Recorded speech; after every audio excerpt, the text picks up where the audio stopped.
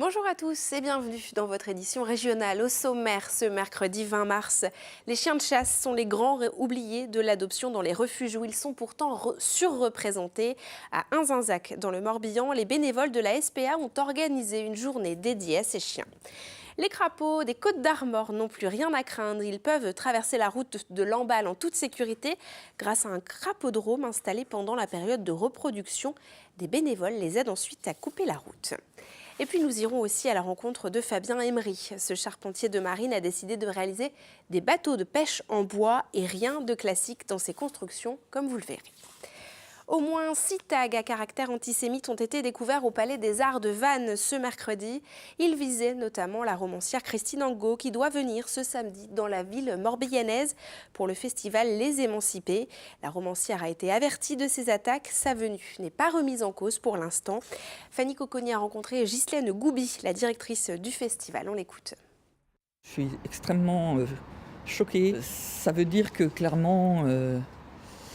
les questions d'humanisme, les questions de bienveillance, nous les portons au travers de ce projet Les Émancipés et que ce qui se passe là, cette succession de tags, ça me fait comme ça penser à la fois que Christine Angot est un écrivain extraordinaire, elle est magnifique, c'est une femme intègre, c'est une belle personne, je suis ravie de l'inviter. Et l'art a toute sa place dans un débat public qui est absolument dégoûtant. Et une plainte a été déposée par Scène du Golfe qui organise le festival et la mairie de Vannes. Selon la police, c'est la première fois que des actes de ce type sont réalisés à Vannes. Le responsable du CRIF en Bretagne nous indiquait lors de la manifestation contre l'antisémitisme le 20 février que la Bretagne était préservée de ces attaques. David Robot, le maire de la ville, a réagi. Nous l'écoutons. On voit que malheureusement une ville comme la nôtre n'est pas à l'abri de ce type de comportement que je me répète mais que je condamne vraiment très fermement. Je fais confiance à la police et à la justice pour trouver le ou les auteurs de ces messages. Et puis sur des bâtiments culturels, il y a un autre message derrière. C'est-à-dire que la culture, c'est l'ouverture aux autres, c'est l'ouverture au monde, c'est la réflexion. On ne va pas abdiquer, on va continuer à proposer une culture éclectique. Qui plaira à certains publics, d'autres à un peu moins. Mais voilà, on ne va pas s'arrêter là. Et moi, je vais continuer à soutenir et les Scènes du Golfe et sa directrice parce qu'on a besoin effectivement de dépasser ces messages d'un autre temps, ces messages qui n'ont pas leur place à Vannes. Dans l'actualité également, un séisme a été ressenti sur la presqu'île de Crozon ce mercredi à minuit 20. De magnitude de 3,7 sur l'échelle de Richter, il n'a pas provoqué de dégâts. L'épicentre se situerait à 10 km de profondeur et à environ 20 km de Brest. Le Bureau central sismologique français attend vos témoignages si vous l'avez ressenti sur le site franceséisme.fr. Nous continuons à présent à détailler l'actualité de la région. C'est l'heure de votre chronique La Bretagne en 5 infos, préparée aujourd'hui par Jérôme Gallo.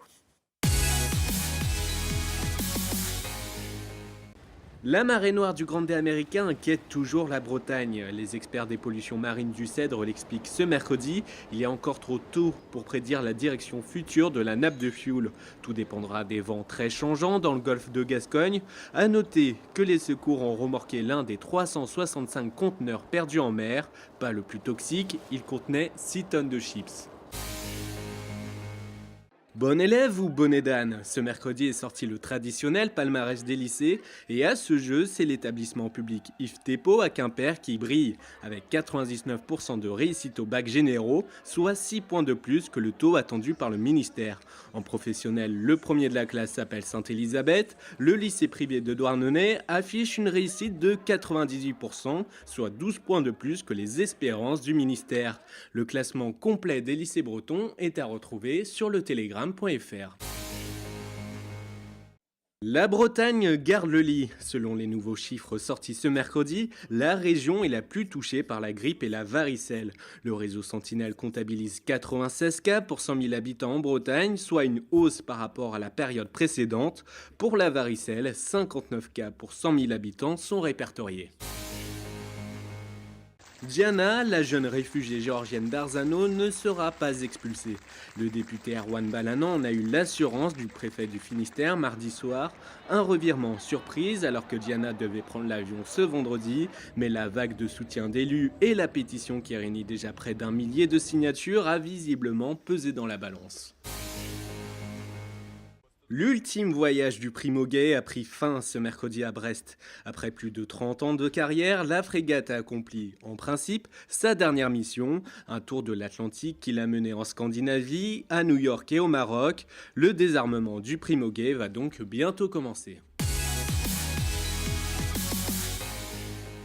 Les chiens de chasse sont très nombreux dans les refuges animaliers. Les espèces comme le bleu de Gascogne ou les épagnols souffrent parfois de préjugés et ne sont pas souvent adoptés. Pour que les futurs maîtres se tournent vers eux, le refuge d'Inzinzac consacrait une journée à la découverte de ces chiens. Adelin Poyot nous en dit plus. Harper est un anglo-français croisé. Il fait partie de la quinzaine de chiens de chasse du refuge d'Inzinzac. Parfois timides, peu habitués au confort d'un foyer et pleins d'énergie, ces chiens de chasse souffrent de nombreux a priori. Comme l'a vécu ce Morbihanais, propriétaire d'une jeune chienne depuis 5 mois. Ouais, peut-être un peu peur au début de la lâcher en balade, qu'elle part sur des pistes, vu son état de chien de chasse, mais assez vite en fait on l'a lâchée et puis elle suivait nos autres chiens, elle n'est pas allée à gauche à droite tant que ça. Bon, de temps en temps il faut la rappeler un peu parce qu'on la perd de vue, mais c'est pas plus que les autres en fait, quoi. Donc non, c'est très bien passé avec elle dès le début. Souvent considérés comme agressifs, ils ont eu peu de contact avec l'homme et un lien est à recréer. Mais comme tous les autres chiens, ils sont réceptifs à une éducation adaptée, ici l'éducation positive.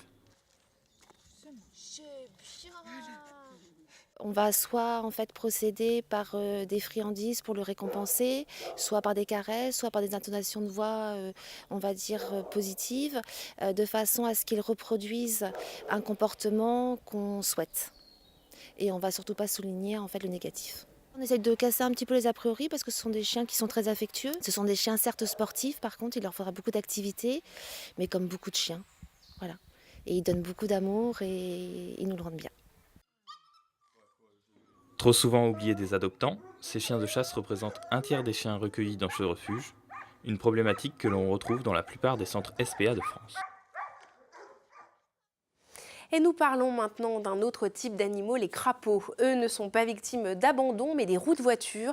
Pour éviter trop de morts pendant la période de reproduction, un crapaudrome a été installé à Lamballe. Une soixantaine de bénévoles aident les amphibiens à traverser la route. Mathilde Kemener. Cette lambalaise se lève aux aurores pour se mettre au service des amphibiens. Ces bâches barrent la route des grenouilles, crapauds et tritons. En l'allongeant, ils tombent dans ces seaux. Ainsi, les bénévoles peuvent les récupérer et les amènent de l'autre côté en toute sécurité. Et ce, chaque matin depuis 3 mois, depuis que la reproduction a commencé. Parce que j'adore ces petits animaux-là. J'en rêve la nuit, je rêve. Je me suis réveillée un jour, oh, j'ai les crapauds, je ne suis pas allée. Ah mais non, c'était pour l'heure. Cette année, plus de 1400 amphibiens ont été sauvés, dont certaines espèces sont rares. Cette route, c'est un peu on va dire un tronçon qui est particulièrement mortifère pour les amphibiens parce que du coup, il sépare les amphibiens donc, de leur habitat à leur site de reproduction. Et donc, le fait de les faire traverser la route, ça en sauve quand même une grosse partie. 22% des amphibiens ont quand même été retrouvés écrasés. Et après 3 ans d'expérimentation et de recensement, des mesures vont être prises l'année prochaine. Ici, on peut mettre en place un crapauduc, donc c'est ça, des passages sous la route, mais ils ne sont pas forcément très adaptés parce qu'on est sur une zone humide, donc ils seront gorgés d'eau la plupart du temps. Le plus viable, ce serait la fermeture de la route, mais seulement de manière nocturne, parce que c'est des individus qui traversent la nuit tout simplement. Donc plus du tout d'écrasement, donc ça serait super pour la biodiversité, pour nos amphibiens, évidemment. Les barrières seront démontées début avril à la fin de la reproduction et l'une de ces 2 solutions sera adoptée d'ici cet été pour protéger ces amphibiens. Un portrait à présent, celui d'un jeune charpentier de marine de 28 ans seulement. Il s'est installé à Saint-Quay-Portrieux dans les Côtes-d'Armor avec une idée, remettre au goût du jour les bateaux de pêche en bois. Le premier navire doit sortir en avril. Il est fait intégralement en chêne avec une forme bien particulière comme vous allez le voir dans ce reportage de Mathilde Kemener. Sur le port de Saint-Quay-Portrieux, ces bateaux de pêche sont uniques. Ils ont les formes des bateaux en polyester ou en acier, mais en étant faits en bois. Une conception difficile, imaginée par ce jeune charpentier de marine. Il veut démontrer que le bois a de l'avenir. On a découvert les produits pétrochimiques, polyester, tout ça, ça a pris une grande part de marché. Et du coup, de par mes formes, j'arrive un petit peu à proposer l'équivalent en bois aujourd'hui, quoi. Donc on arrive à retrouver des pêcheurs qui sont puristes du bois à la base, qui reviennent sur du bateau en bois. Et moi j'ai développé ça de façon à avoir une coque plus stable pour les consommations de carburant et la tenue à la mer principalement. C'est du confort, de la sécurité et de l'optimisation de carburant, quoi. Ce bateau sera pour son père qui est pêcheur et le deuxième pour un pêcheur du Croisic qui a justement décidé de laisser le polyester pour du bois. 5 embauches ont été réalisées pour mener à bien ces chantiers. Ah, on avait du mal à y croire au début quand même. On s'est dit c'est un truc de malade à voir, quoi. Et maintenant qu'on arrive à ce stade-là, on se dit c'est un projet de ouf et il a tout réussi, quoi. Tous les jours il y a des gens derrière le grillage qui sont là. C'est magnifique. Fabien Emery espère aussi donner un second souffle au métier de charpentier de marine, un savoir-faire ancien et devenu rare en France. On est une dizaine à faire ce métier-là en France. Maintenant, à proposer ce type de construction, je dirais 3, 4, peut-être 5. Maintenant, moi, j'ai apporté ma spécialité en proposant ces formes de bateaux-là, quoi. Le véritable test se déroulera le 6 avril prochain lors de la mise à l'eau du premier bateau. Un moment attendu par toute l'équipe avec impatience. Et puis c'est l'une des idoles des supporters du Stade brestois. Bruno Grougy, qui a raccroché les crampons à la fin de la saison dernière, revient sur sa carrière dans un document inédit diffusé sur nos antennes. Le milieu de terrain né à Caen a passé 9 ans sur la pelouse du Stade brestois. La Ligue 1, la Ligue 2, il aura connu toutes les étapes du club. Aujourd'hui consultant pour TBO et TB Sud, il découvre donc l'envers du décor. Une interview de 26 minutes à découvrir ce jeudi à 18h30 et en replay sur nos sites internet. Et c'est la fin de cette édition. Merci à tous d'avoir suivi ce journal préparé par vos rédactions. Ce soir, dans votre magazine L'Instant T, Xavier Patrijon se pose une question. Pourquoi le mot braise fait vendre? Un sujet qui intéressera à n'en pas douter les Bretons, très attachés à leur territoire. Une émission que vous retrouvez à 19h15 et à 23h15 et en replay sur les sites internet de TBO et TB Sud. Belle soirée à vous sur nos antennes. Je vous donne rendez-vous demain. À demain.